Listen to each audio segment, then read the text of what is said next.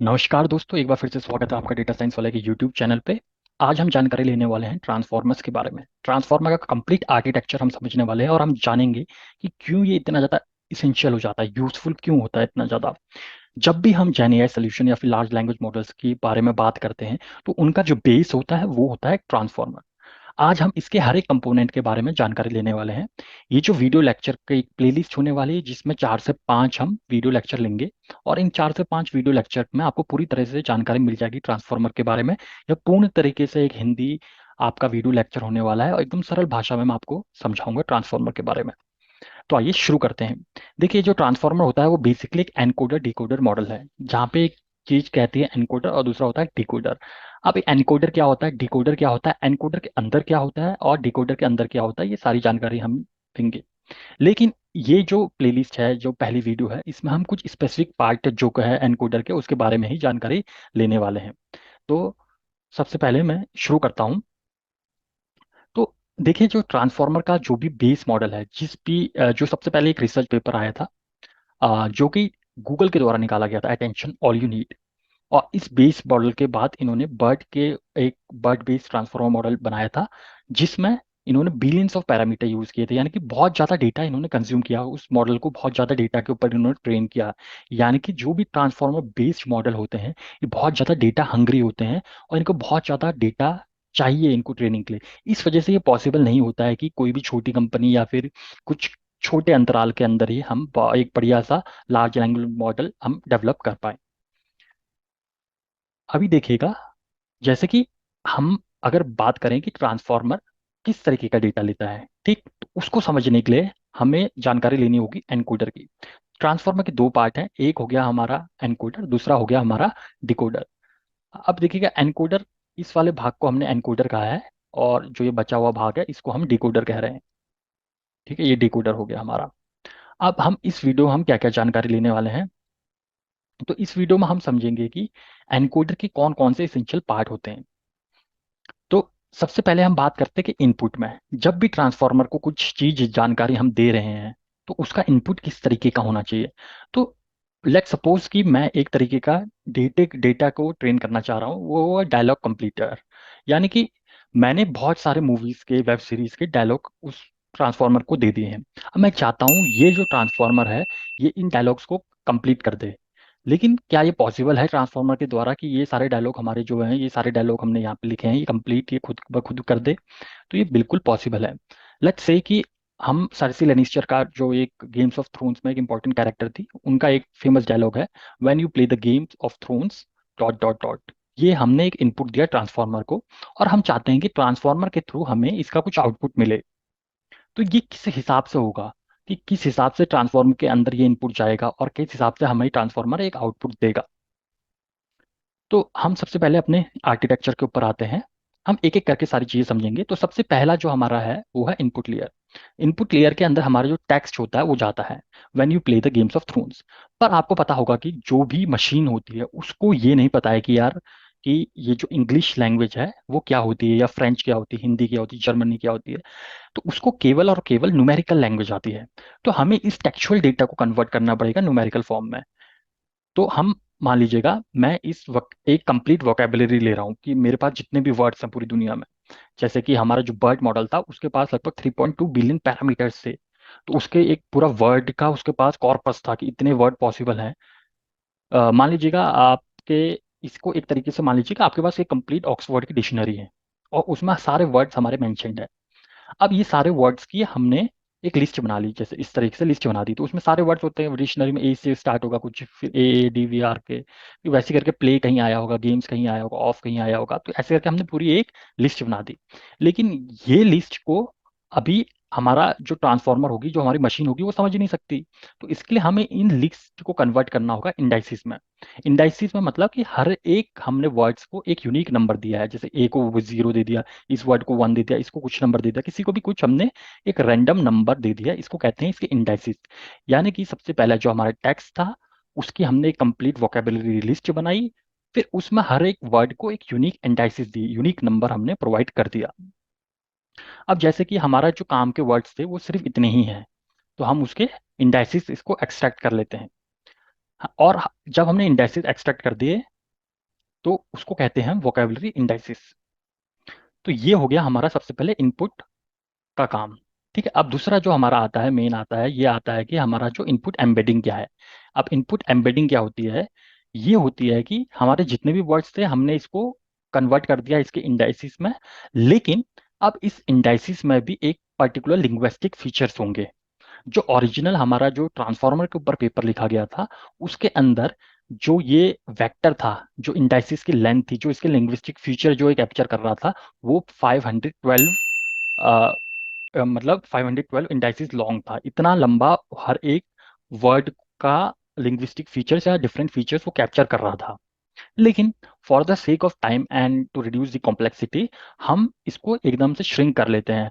हम केवल और केवल इसको मान लेते हैं कि हम पांच ही मतलब एक पर्टिकुलर वर्ड को उसकी वेक्टराइज फॉर्म में या फिर उसकी एम्बेडिंग फॉर्म में हम केवल 5 वेक्टर की फॉर्म में कर रहे हैं, 5 वेक्टर्स मैट्रिक्स को 5 की फॉर्म में ही कन्वर्ट कर रहे हैं।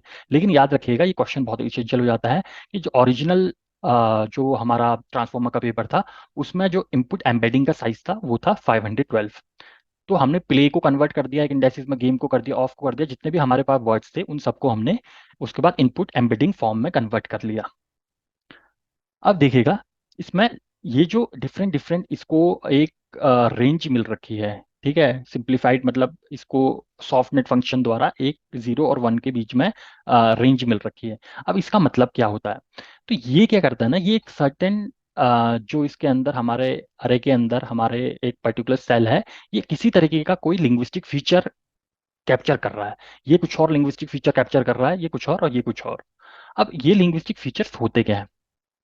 तो लेट्स से कि ये जो हमारा प्ले है, ठीक है, अगर मैं इसको एक 3D प्लॉट में डालूं, ठीक, तो इसके मल्टीपल डायमेंशन में जब मैं इसको प्लॉट करता हूं, तो आपको पता होगा जब प्ले और गेम, इनके बीच में कुछ वर्ड्स के बीच में कुछ सिमिलैरिटी है। तो इनके बीच में यदि सिमिलैरिटी है, तो यानी कि इसका जो हमारे पास मैट्रिक्स बन रखा है प्ले का और गेम का, इन दोनों में कुछ ना कुछ सिमिलैरिटी होगी। इनके जो वेक्टर्स होंगे वो बहुत आसपास होंगे प्ले और गेम के। या फिर अगर मैं तीसरा डाल दूं कि स्टडी, तो स्टडी, प्ले और गेम, तो स्टडी का जो हमारा इनपुट एम्बेडिंग्स होगा वो बहुत ज़्यादा डिफरेंट होगा प्ले से। अब अगर मैं कहूँ कि प्ले और गेम, मैंने देखिएगा इसमें रैंडमली कुछ कलर्स मार्क करती हैं। तो यहाँ पे आप देखिएगा प्ले और गेम दो वर्ड्स लिए, और मैं आपका एक फोकस चाहता हूँ इसमें कि प्ले और गेम कितने ज़्यादा सिमिलर लग रहे हैं।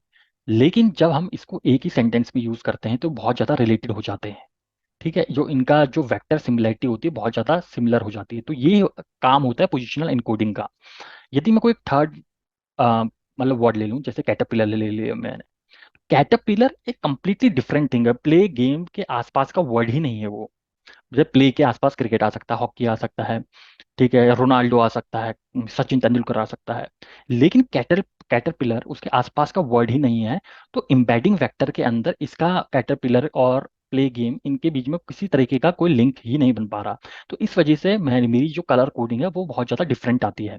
तो ये एक केवल एक्सप्लेनेशन के बिहाफ में है कि हमें इनपुट एम्बेडिंग करना क्यों ज़्यादा इतना ज़्यादा ज़रूरी होता है।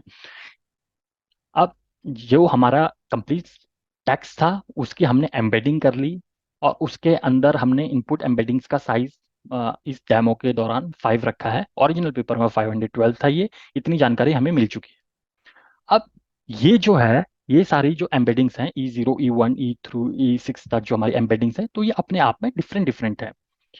अब ये यहाँ तक हमने इनपुट एम्बेडिंग पा लिया है। अब ये जो सारी जो इनपुट एम्बेडिंग है, ये हमारी पास होती है पोजिशनल एनकोडिंग तक। पोजिशनल इसको कहते हैं, जो साइनोसोडियल कर्व की तरह दिख रहा है हमें, तो ये पोजिशनल एनकोडिंग है।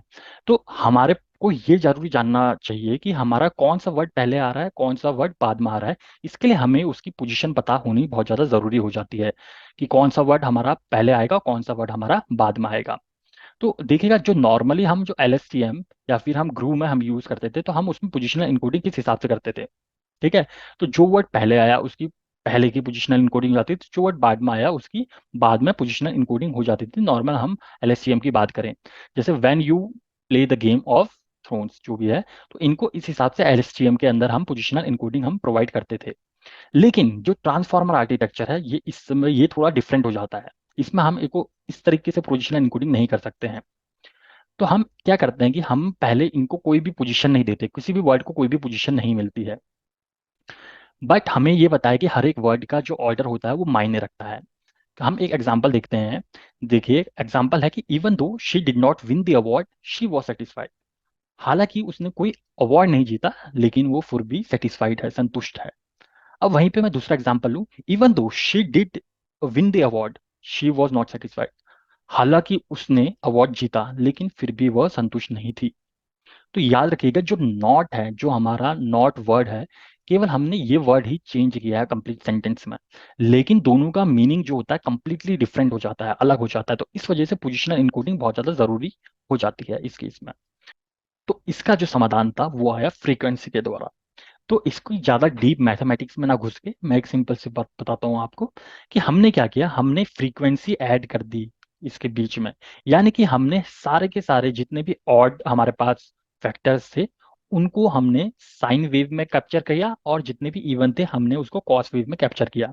अब इसका थोड़ा सा मतलब समझिएगा। यानी कि जो भी वेक्टर हमारा पोजिशनल जीरो में आया, जीरो पोजिशन में आया, उसके लिए हम ये फॉर्मूला यूज करते हैं, जहां पे हमारा साइन, इसकी जो पीओएस का मतलब इसकी पोजीशन क्या है, और 10,000 time two of I divided by D. D होता है डायमेंशन ऑफ द वेक्टर, जो कि इस हमारे केस में 5 है, और ओरिजिनल पेपर में 512 है। ठीक। तो ये आ गया इसका पोजीशन, डायमेंशन, ये डायमेंशन आ गया, और आई क्या हो गया, इन वेक्टर्स का इंडेक्सिस। तो ये कंप्लीट एक फॉर्मूला बन जाता है हमारा। अब देखिएगा, मान लीजिएगा कि मैं अब इस हर एक वर्ड को पोजिशनली इनकोड कर रहा हूं, और मेरा पहला वर्ड यहाँ आया, दूसरा यहाँ आया, तीसरा, चौथा, पांचवा, छठवा। लेकिन यदि आप इस ग्राफ में, अगर मैं साइनसोइडल वेव में भी अपने सारे के सारे जो वेक्टर्स है उसको कैप्चर कर रहा हूँ, उनकी पोजीशन को कैप्चर कर रहा हूँ, तो आप यहाँ पे देख पाएंगे कि जो हमारा ये वेक्टर है, यानी कि जीरोथ वाला, पोजिशनल जीरो वाला, पोजिशनल सिक्स वाला, इन दोनों की जो पोजीशन होगी वो बिल्कुल सेम दिखा रहा है। तो ये तो बहुत गड़बड़ वाली बात होगी। अब इसको हम कैसे सुधारेंगे? ठीक है, इसको सुधारने के लिए हमें क्या करना है, कि जो हमारा जो आई वाला टर्म है ना, कि हमारे जो नंबर ऑफ इंडाइसिस के लिए कर रहे थे, तो हम हर एक इंडाइसिस के लिए डिफरेंट फ्रीक्वेंसी में काम कर रहे हैं। एक पर्टिकुलर फ्रीक्वेंसी में नहीं काम कर रहे हैं, हम डिफरेंट, हम जितनी ज्यादा फ्रीक्वेंसी इंक्रीज करेंगे उतनी ज्यादा उनकी जो पोजिशनल होगी उतना डिफरेंस आने लगेगा। जैसे मान लीजिएगा कि इस पोजिशन में इन दो, ये तीन वेक्टर्स को एक ही जगह पे दिखा रहा है। इस सेकंड वाली पोजीशन में जितना, क्योंकि हाई फ्रीक्वेंसी होगी तो थोड़ा सा आप डिफरेंस देख पा रहे होंगे। अगर मैं, जो यहाँ पे हमारा था सिक्स और जीरो, ये एकदम सेम जगह पे था, अगर मैं इसी को ऊपर ले जाऊं, कि हाई फ्रीक्वेंसी में ले जाऊं, तो यहाँ पे देखिएगा हाई फ्रीक्वेंसी में इन दोनों की पोजीशन डिफरेंट हो गई, और हाई फ्रीक्वेंसी में इन दोनों की पोजीशन और ज्यादा डिफरेंट हो गई। तो यानी कि यहाँ पे हमारा जो I4 की पोजीशन है वो डिफरेंट हो जाएगी। अब अगर मैं I2 पे जाऊं तो उसकी पोजीशन डिफरेंट हो जाएगी, थोड़ा और हाई डायमेंशन में, हाई फ्रीक्वेंसी में जाऊं। और फिर I0 में जाऊं तो इनकी पोजीशन और ज्यादा डिफरेंस हो जाएगी। तो यानी कि ये जो मेन टास्क हमारा था, कि पोजीशन हम किस तरीके से एम्बेड कर सकते हैं, ये हमारा पर्पस सर्व हो जाता है।